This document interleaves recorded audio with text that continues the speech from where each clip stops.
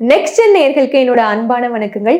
இன்னைக்கு நம்ம சனிப்பெயர்ச்சி குறித்து தான் பார்க்க போறோம். அதை நம்ம கூட ஷேர் பண்ணிக்கிறதுக்காக சிவவாக்கு ஜோதிடர் KS கிருஷ்ணவேணி அவர்கள் தான் இணைஞ்சிருக்காங்க. வாங்க நிகழ்ச்சிக்குள்ள போகலாம். வணக்கம் மேம். நமஸ்காரம்மா. வணக்கம். எப்படி மேம் இருக்கீங்க? நல்லா இருக்கேங்கம்மா. சிவனுடைய அருளால நல்லா இருக்கும். Okay ma'am. இன்னைக்கு நம்ம சனிப்பெயர்ச்சி குறித்து தான் பேச போறோம். நம்ம தொடர்ந்து நம்ம சேனல்ல நிறைய சனிப்பெயர்ச்சி பத்தி பேசிட்டோம். எதுக்கு சனிப்பெயர்ச்சினாலே எல்லாரும் கொஞ்சம் பயப்பட ஆரம்பிக்கிறாங்க? சனி பகவான் அப்படின்னாவே ஏன் அந்த ஜர்க்கு வருது, ஒரு பயம் வருது அப்படின்னா, அவர் வந்து இப்போ 9 கிரகத்துல பாவ கிரகங்கள் வரிசையில வந்துடுறார். ஆனா அவரு தான் ஆயுள், ஆரோக்கியம், தொழில், ஒரு வருமானத்தை கொடுக்கக்கூடியவரே சனி பகவான் தான். அப்ப எல்லாத்துக்குமே மஸ்ட் என்ன வேணுங்க? கண்டிப்பா தொழில், நல்ல வருமானம் வேணும். அப்ப அவங்களுக்கு ஒரு ஜீவனம், அந்த ஜீவனக்காரகரே அவர் தான். அதனால்தான் பயம். நம்ம செய்யக்கூடிய தொழில்ல ஏதாவது பிரேக் ஆயிருமா, அல்லது வருமானம் நிறைய இன்னும் கொஞ்சம் இன்க்ரிமெண்ட் ஆகுமா, நம்ம வாழ்க்கையில இன்னும் உயர்ந்த நிலைக்கு போகக்கூடிய அமைப்பு இந்த பயிற்சிகள் எப்படி இருக்கும் அப்படின்னு ஒரு அவேர்னஸ் வாக்கியம், திருக்கணிதம், திருத்தி அமைக்கப்பட்ட ஒரு கம்ப்யூட்டர் மூலியமாக சொல்லக்கூடிய திருக்கணிதம் அப்படிங்கிறது ஒரு பஞ்சாங்கம். கிட்டத்தட்ட 1 இயர் கேப் வந்துருச்சு பாருங்க. கண்டிப்பா. இப்ப 6ஆம் தேதி வரக்கூடிய மார்ச் காலையில பெயரக்கூடிய இந்த அமைப்பு கோயில், அதாவது பிரசித்த பெற்ற கோயில், ஆகம விதிப்படி பூஜை புனஸ்காரம் செய்யக்கூடிய, அபிஷேகம் செய்யக்கூடிய திருக்கோயில்ல தான் இந்த பெயர்ச்சிக்கு வாக்கிய பஞ்சாங்கப்படி பெயரக்கூடிய அமைப்பு.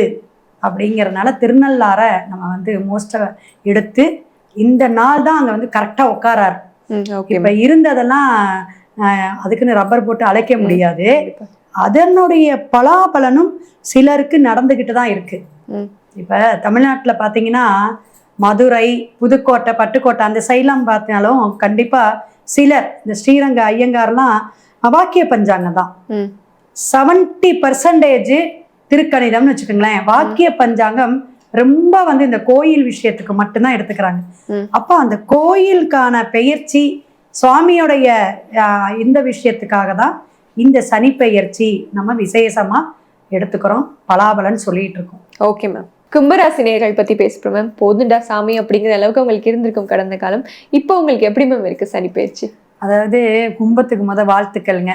ஏன்னா எப்பயுமே ஒரு அபிலாசை, ஆசை, வருமானம், லாபம் இதெல்லாம் உங்களோட இடம் தாங்க கும்பம். கும்பத்துல இப்ப ராகு போயிட்டு இருக்காருங்க. காலசக்கரத்துக்கு 11ஆம் பாவகம் இருந்தாலும் சனி பகவான் தன்னோட இடத்துல ஆட்சி, தன்னோட வீடு, என் வீடு 2க்கு போயிட்டார். அப்படிங்கும்போது வாக்குல கவனமா இருக்கணும், குடும்பத்துல கவனமா இருக்கணும். கொஞ்சம் மதிப்பு குறையுங்க. ஆமா, அலைச்சல் நிறைய உண்டு அப்படின்னு ஷார்ட் அண்ட் ஸ்வீட்டா சொல்லலாம் கும்பத்துக்கு.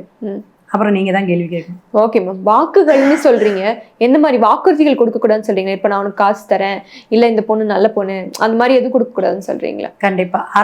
அரசியல் துறையில இருக்கிறவங்க, கவர்மெண்ட் ஜாப்லயே இருக்காங்கன்னு வச்சுங்களேன், நான் அதை செய்யறேன், இந்த செய்யறேன், இந்த ஃபைலை நான் முடிச்சு கொடுக்குறேன், அந்த மாதிரி ஆகாது. அந்த காலதாமதத்தை கொடுத்துருங்க. வாக்க சரியா கொடுக்க முடிஞ்சாலும் இவங்க சரிவர செய்ய முடியாது, தாமதத்தை கொடுத்துரும். 2வது விஷயம் என்னன்னா, குடும்பத்திலயும் அப்படிதான். நான் அதை வாங்கிட்டு வரேங்க, இதை வாங்கிட்டு வரேன், பட்டு சேலையா கேக்குறாங்க பொண்டாட்டி, என்ன பண்றதுங்க? வாங்கிட்டு வந்தாலும் இப்படிதான் கலர்ல வாங்கிட்டு வருவியா, இவ்வளவுதான் உங்ககிட்ட காசு இருந்துச்சா, எனக்கு பிடிக்கவே இல்லை, நல்லது செஞ்சாலும் அதுல ஒரு குறையாயிரும். அதனால வீட்லயும் கொஞ்சம் மதிப்பு போகும். அதனால கவனமா இருக்கிறது, பேச்சுல கவனமா இருக்கிறது. பேச்சுல தடுமாற்றம் கூட வரும். இந்த சனி பகவான் என்னன்னா தடுமாற்றத்தை கொடுப்பார். நல்ல ஒரு புத்திசாலித்தனமாக இருந்தாலும் சின்னதா அப்படி ஜர்க்காகும். இதெல்லாம் மந்தக்காரகர்னு இருக்கறனால அப்புறம் கொஞ்சம் தூக்கம் வந்துரும். ஏன்னா தூக்கம் வராதவங்களுக்கு தூக்கம் வரக்கூடிய அமைப்பு. ஆனா அலைச்சல் உண்டுங்க. ராகு இருக்கிறாரு, நிறைய பிரயாணம் போறது, வெளியில டிராவல் பண்றது, வெளிநாடு, வெளியூர் போறேங்க மேடம், 7.5 சனி, 2ல சனி, குடும்ப சனி, என்ன பண்றது அப்படின்னா வெளிநாடு வெளியூர் வந்துச்சுன்னா அந்த வாய்ப்புகளை மட்டும் நடுவு விட்டுறாதீங்க கும்பராசிக்காரங்க. Okay ma'am. இப்ப அலைச்சல்னு சொல்றீங்க, இது டிராவலுக்கு மட்டும் பொருந்துமா, இல்ல ஏதாவது அவங்க டாக்குமெண்ட் மூவ் பண்றாங்கன்னா அதுக்கும் அலைச்சு விடுவோம் அப்படி சொல்றீங்களா? இப்ப +2 எக்ஸாம் எழுதுறாங்க, அவங்களுக்கு என்ன ஆகுங்க, காலேஜ் போறதுக்கு சீட்டு எப்பயும் ஒரு இந்த ஸ்டடி மைண்டா எடுக்க முடியாது. இந்த காலேஜ்ல தான் போடுறேம்மா, இதுல மட்டும் அப்ளிகேஷன் போடுமா, வேண்டாம் 4ல போடுமா, எனக்கு பயமா இருக்கு அப்படின்னு 4 காலேஜுக்கு அலையிறது. அப்புறம் இந்த இதை ஃபர்ஸ்ட் போடுறதா, அதுல போடுறதா, அந்த இதெல்லாம் கொஞ்சம் குழப்பம் வர்றது, படிப்புல தடுமாற்றம் வர்றது, மனசு கொஞ்சம் அப்படியே குழப்பம் அந்த எண்ணங்கள் வர்றது. வெளியூர் வெளிநாட்டுக்கே வந்து அப்ளிகேஷன் போடும்போது அந்த வேலை நிமித்தமாக பிரிவுகளை கொடுக்கறது, அதுலயும் வந்து நாங்க போய் கொஞ்சம் ஸ்டடி ஆகிறதுக்கு கஷ்டப்படுறது, அங்கேயும் போய் ஒரு அலைச்சல், அங்க போய் ஸ்டே பண்றதுக்கு, அந்த கம்பெனில போய் செட் ஆகிறதுக்கு, இந்த மாதிரி எல்லாம் கொடுத்துரும். Okay ma'am. அப்ப எதுவும் புதிய தொழில் தொடங்கக்கூடாதுன்னு சொல்றீங்களா? புதிய தொழில் அப்படிங்கும்போது அதிக முதலீடு வேண்டாம். அதிக முதலீடு மட்டும் வேண்டாம். அதிலேயே வந்து நம்ம தசா புத்தி, நம்ம ஜாதகம் நல்லா இருந்துச்சுன்னா இந்த கோச்சார சனி பகவான் ஒண்ணுமே பண்ணாதுமா. Okay ma'am. இவங்களுக்கான சிறப்பு வாழ்வியல் பரிகாரம் கோயில்கள் சொல்லுங்க. கண்டிப்பாங்க. ஏன்னா கும்பராசி அப்படிங்கும் போது இந்த கலச பூஜை பண்ணுவாங்க, அது பண்ணிக்கிறது நல்லது. ஏன்னா ராகு இருக்கிறார், 2ஆம் இட குடும்பஸ்தானத்துல சனி. இந்த திருமண வாழ்வா இருக்கட்டும், கணவன் மனைவி ஒற்றுமையா இருக்கட்டும், குழந்தைங்க கிட்டே கொஞ்சம் பிரச்சனைகளை வரக்கூடிய, குடும்பத்துக்கே போய் உட்கார்றாருலங்க. அப்ப ஒரு சின்ன சின்ன விஷயங்கள்ல இதாக 7.5 சனி வேற. அதனால இந்த கலச பூஜை இந்த மாதிரி இவங்க செஞ்சுக்கிறது நல்லது. ஃபர்ஸ்ட் ஜாதகம் பார்த்துக்கணும்னு சொல்லுவேன். சிம்மம், கும்பம், மேஷம், மீனம் பார்த்துக்கிறது ரொம்ப சிறப்பாக இருக்கும்.